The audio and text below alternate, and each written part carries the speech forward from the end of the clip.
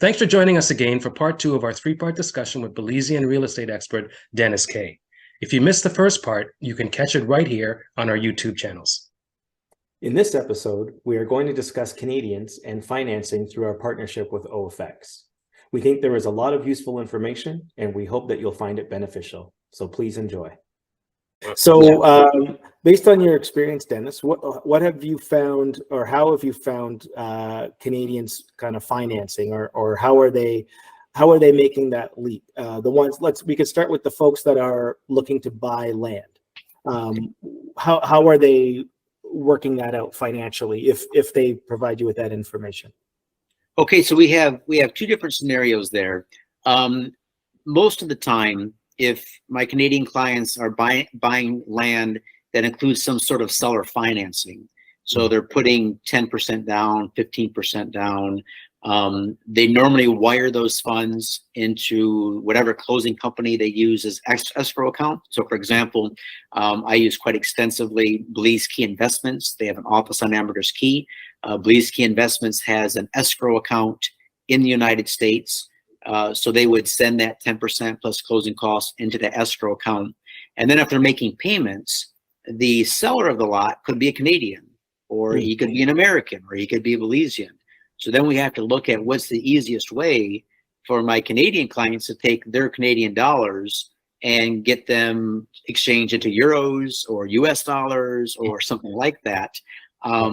The other scenario is if they're buying something for cash, which can be a much larger outlay. If they're buying a beachfront lot for say $350,000, we have run into the question, what is the best way for my Canadian clients to then get that money into an escrow account? And to be honest, that's a question I haven't really been able to answer that well. I'm just not familiar with that process as much as I'd like to be. So I would like some help for that. Well, but go ahead, Trevor. No, go ahead. Go ahead. Well, basically, we have set up a vehicle. It's a partnership with OFX. And as you know, you may not know, but our Canadian dollar really isn't really standing up that strongly against the US dollar, which the Belizean dollar is pegged to. But with our group rate account with OFX, we're able to mitigate some of that cost in terms of the transfer fees, in terms of the actual currency exchange. And I mean, it does help. We found that it's a lot better than a lot of the other FX companies, such as Kingsbridge or even Wise, right? And that allows us to convert our Canadian dollars, send it to the escrow account in US funds, and we bypass a lot of the bank fees, the markup on the actual Canadian dollar. So that we have found that to be extremely helpful. Excellent. Yeah, it's basically a Costco of foreign exchange. So the more members we have, the more accounts we have with the partnership, the better our rate is. And that's primarily why we signed up with OFX, because we found that there were a lot of Canadians who were looking to purchase in Belize, just like ourselves. And we did need a vehicle to get the funds down there. And so when you're talking the larger dollar amounts, you do get a better exchange rate the more volume that you exchange. So partnering with OFX definitely made the most sense for us, and I think it would make the most sense for any Canadians looking to purchase down there and having a requirement to send funds. Okay. Does it have a minimum and maximum limit? So there's no minimum really, and there's really no maximum. You might have to do it in chunks. 50,000 being, I guess, the max, and then increase from there, or just keep sending multiple exchanges. But there really is. You can actually set up the account. You can set up there's 2 different ways you can open an account. You can open an account on the personal side of things, or if you're planning to Airbnb and treat this like a business, then you could open up a business account with OFX. And the business accounts actually have a lot more leeway when it comes to, how many transfers you can do at a time. So, if your clients are buying land for $350,000, and if they are buying land, that much land, maybe they are planning on, utilizing it as an Airbnb, that's where a business account may work for them. And then they could send that that chunk of change all in one transfer without being restricted. On the personal side, just due to anti-money laundering, Right. so all that sort of fun stuff. Personal accounts do have a bit of a cap. So the first transfer online is capped at 25,000, and then subsequent transfers are capped at 50. But it can be done on the personal side. It would just need to be done in installments. But each installment, of course, you are saving on wire transfer fees because you don't have to go into your bank and send that wire and spend $50 on the sending end. And usually when you send a wire, the receiving party also pays a fee. And I found that the receiving party in these transactions usually wants to put that fee back on. Right. They want to transfer that too. Right. I'm with you. Yeah. Right. So sending a wire as a Canadian could cost you $50 to send it Canadian, and then a $35 US on the receiving part of it. So now you're talking over $100 just in fees to send the money. And to top it all off, you're not even getting a better exchange rate. So That's right. That's right. So you're getting shot twice. So you might as well, do the transfers through OFX free of charge, and you're getting the partnership exchange rate. So it's much better to your advantage. And like I said, Trevor and I both use it already. And if we didn't believe in it, we wouldn't use it. So take that for what it's worth. So that covers kind of the land piece of things. I guess if people were looking to build, do you have any clients right now that are building and are kind of going through that process, and how are they financing, or how are they navigating that right now? Maybe you could talk. Absolutely, Wayne. So if I may, let me back up to this whole exchange rate issue, because I think your Canadian audience would be really interested in this. When the Canadian US dollar is more on par, and it is throughout time, right? When was that? A few years ago. No, I know. For really a very close. short time. For a very short. Yeah.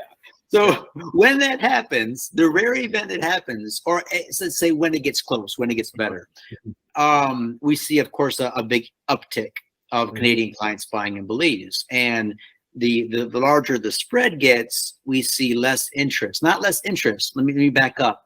Just as much interest, but not as many pulling the trigger because of this perceived additional expense. And I say perceived because it's like this. And if you actually do the math, when you look at Ambergris Caye, okay, let's say if you were to buy something today, yes, as a Canadian, you're going to pay X percent more than an American would. But when you look at what's available on the island and you do the math, you know what? If I want a lot in this area, here's how the area has trended the past 10 years. And here's what's happening in the area that's going to cause property values to rise even more. Or by comparison, you look at an area that's kind of dead and not much is happening there.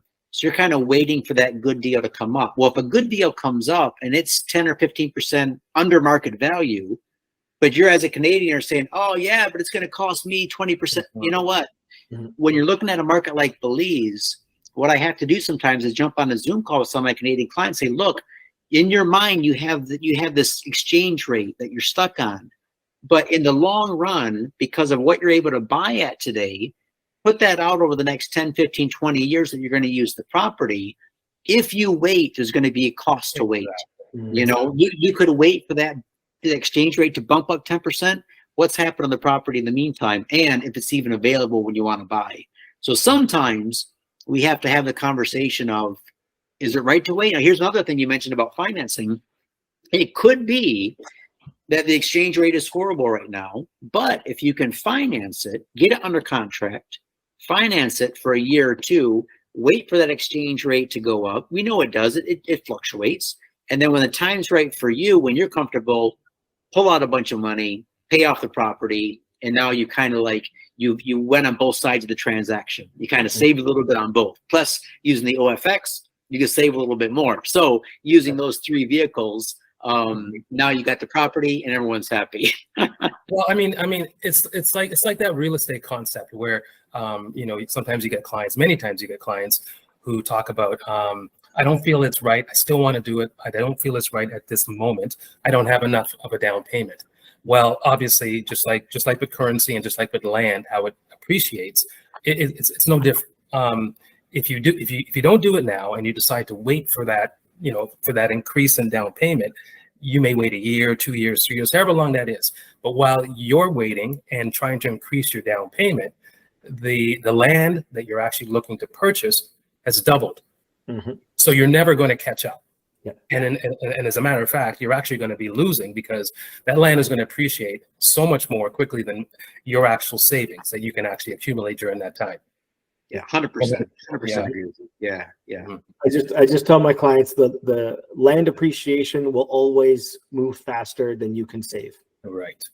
Good point, Wayne. Good point. That's just the way it's always been. I mean, if you just think about how long it took you to save that money that you have right now, right? Probably took you a bit to save that much. So, if you waited, if you took that time frame and applied it to your property value, it's not going to be the same price. So, definitely some good advice there. So if we can get back to your clients that are actually building a build or going through some sort of construction on land right now. How are they navigating that process in your experience? Yes, that's a good question. So in Belize, you're probably going to get a contract with an individual builder who's going to build a one-off. When you come down to Ambergris Caye, you're not going to see too much neighborhoods or subdivisions where you have a builder building 25, 50 houses. Everything's a one-off in Belize for the most part. Mahogany Bay has a little bit more commonality when it comes to build, but other than that, if my client buys a lot at Secret Beach or anywhere on the island, he's going to interview a builder, get a quote, and then they're going to start to work together individually. Now, the builder will most likely accept payments in stages. So depending on the cost of the project, he's going to get an initial sum down, which then he's going to have to go ahead and hire workers and buy equipment and clear the land and start to go. He would then have stages of payment. So maybe ground pour, footings, walls up, gray in, windows in. He's going to require money at every step of the way. And one of the things I tell my clients is once you pull the trigger and you start to work with a builder, it's really important that you feed those funds as requested, because if you're late feeding the funds for any reason, that builder has to take his workers now and put them somewhere else, and they may not come back. These guys, that would delay your process for sure. Yeah. So have in mind, okay, here's the timeline, and I want to make sure my builder is receiving the funds. So that's something, Wayne, that you could help with, because as these large chunks need to come down into country through an escrow account, to a Belize bank account, those funds all have to be wired somehow. We don't accept cash. You're not gonna throw 50 grand in the suitcase and come down. So people have tried. Definitely stop at customs for sure. Yeah. Not that people haven't tried, but yet we don't work that way. So so they do need to get this money down in stages. And I have a couple other do's and don'ts working with builders too, but we could save that for another time, I guess. But yeah, those funds coming down do need to be transferred legally through wire transfers. A question that comes up from time to time in terms of timelines from the builders. Now I know there's different builders and they operate differently and so on, and some get stuck and so on. But in terms of timelines, how strict are they? So in other words, from time of purchase, time of start construction, time to end, are they pretty much on track? What sort of delays that they're not? Okay. No. Okay. And no fault of the builder per se. For example, a builder might have 3 or 4 crews working on 3 or 4 projects. All of a sudden, there's a delay in getting dried wood for this particular project. No fault of his own. He can't get dried wood for another 60 days. So now that crew is pulled off your house. They're put somewhere else. Well, all of a sudden the wood comes in. Well, now he's got to try to juggle something else. So a lot of times when you hear of stories of, oh my goodness, the builder took this long, it's true. And it's not because they're necessarily negligent. They don't have the economy of scale that we would have in the United States and Canada. They don't have this clockwork where every day is accounted for. It's a very fluid build market down there. So I would plan on it taking longer. But also what you could do, and what I highly recommend, is if you're not there for the build, have somebody as a go-between, have somebody as a project manager that every week they go to the build site, they take some photos, they're sort of like a little bit of a liaison between you and the builder. It just helps give you a little bit more comfort level. They do this in some projects on the island. In fact, I work very well with a guy right now in Palmyra Woods. He's doing that for some clients. He's kind of like their eyes and ears, and he's taking a small fee, but well worth a small fee for that comfort level. Perfect. Yeah, good advice there for sure.